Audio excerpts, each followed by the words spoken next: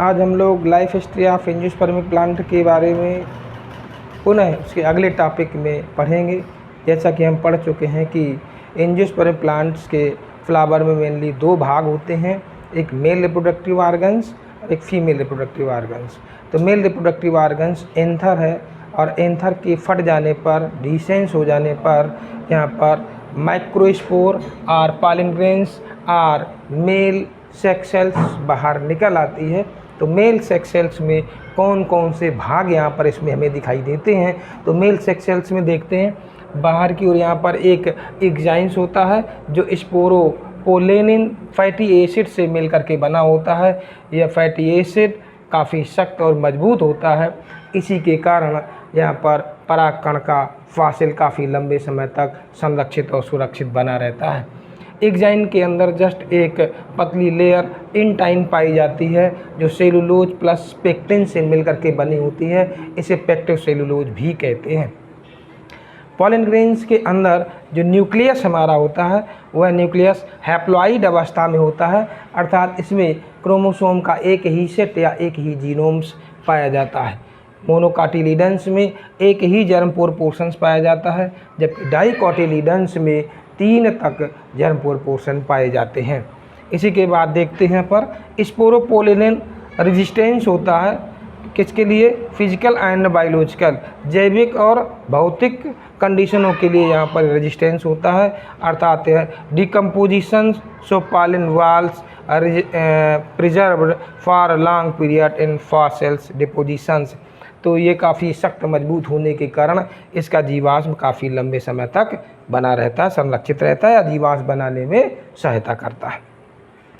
Sporopollenin is hardest matter in the plant. Sporopollenin पौधे का सबसे मजबूत भाग है या प्लांट किंगडम का सबसे मजबूत भाग है। यहाँ पर there is no enzymes which can hydrolyse this polymer, अर्थात ऐसा कोई एंजाइम से नहीं होता है जो स्पोरोपोलेनिन पॉलीमर्स का डिकम्पोजिशंस कर सकता हो।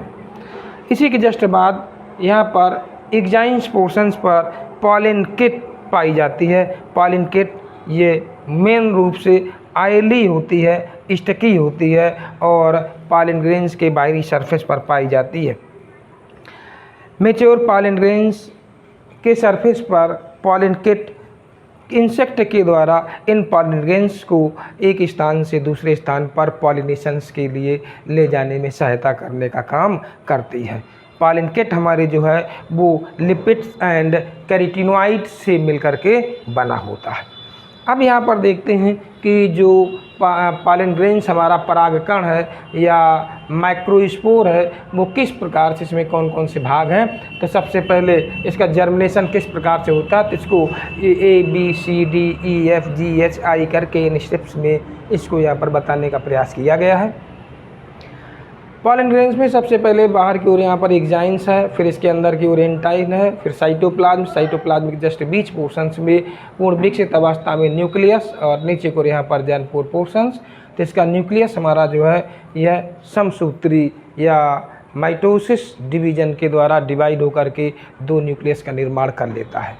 ऊपर की ओर जो बड़ा आकार में दिख रहा है वो ट्यूब न्यूक्लियस कहलाता है और नीचे की ओर जो है वो जनरेटिव न्यूक्लियस कहलाता है। जनरेटिव न्यूक्लियस थोड़े समय बाद, विभाजन के थोड़े समय बाद नीचे आकर के स्थिर हो जाता है, उसके ऊपर जीव द्रव्य सहित एक वाल का निर्माण हो जाता है जिससे अब हम जनरेटिव सेल कहते हैं।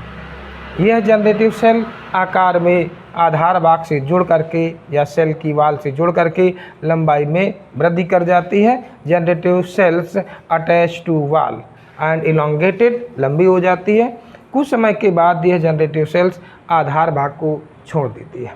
आधार भाग से अलग होने के बाद में बाय कॉन्स्ट्रक्शन डिवीजन इसका न्यूक्लियस सहित जीव द्रव्य, तो सबसे पहले यहाँ पर इसका न्यूक्लियस 2 बराबर भागों में विभाजित हो जाता है और इसके बाद में इसका जो साइटोप्लाज्म है cell wall by construction division, संकुचन विभाजन के द्वारा 2 बराबर भागों में विभाजित होकर के 2 मेल गैमीट का निर्माण कर लेता है।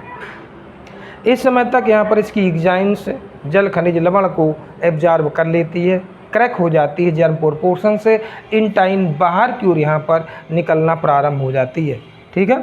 इसी के जस्ट बाद में यहाँ पर जर्म पोर्शन से पॉलिन ट्यूब के आगे की ओर लगातार निकलते रहने के कारण यहाँ पर एक जो ट्यूब न्यूक्लियस बड़ा था वो पॉलिन ट्यूब की टिप पोर्शंस पर आ जाता है। इस प्रकार से इसके जस्ट पीछे की ओर 2 मेल गैमीट आ जाते हैं।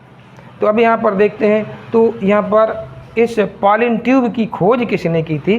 तो pollen tube discovered by GVMC नामक वैज्ञानिक ने 1824 में इस पॉलिन ट्यूब का निर्माण किया था। अब ये बनी हुई पॉलिन ट्यूब जो हमारी है, जब ये पॉलिन ग्रेन्स फीमेल पार्ट की स्टिग्मा पर जाकर के गिरेगा तो यह पॉलिन ट्यूब स्टिग्मा से होते हुए ओवरी के अंदर पहुंचकर ओवरी में उपस्थित ओव्यूल के माइक्रोपाइल पोर्शंस के द्वारा प्रवेश करके एम्ब्रियोसेक में उपस्थित एग सेल के पास एक मेल गैमीट मुक्त होगा और एक मेल गैमीट सेकेंडरी न्यूक्लियस के पास में पहुंच करके फ्यूज होगा। इस प्रकार से यहाँ पर पॉलिनेशंस के बाद फर्टिलाइजेशन की क्रिया होगी। अब इसी के जस्ट बाद यहाँ पर अगले टॉपिक में या यहाँ पर अगले टॉपिक में अब बताया जाएगा। तो बस आज इसमें इतना ही है। ठीक है, धन्यवाद।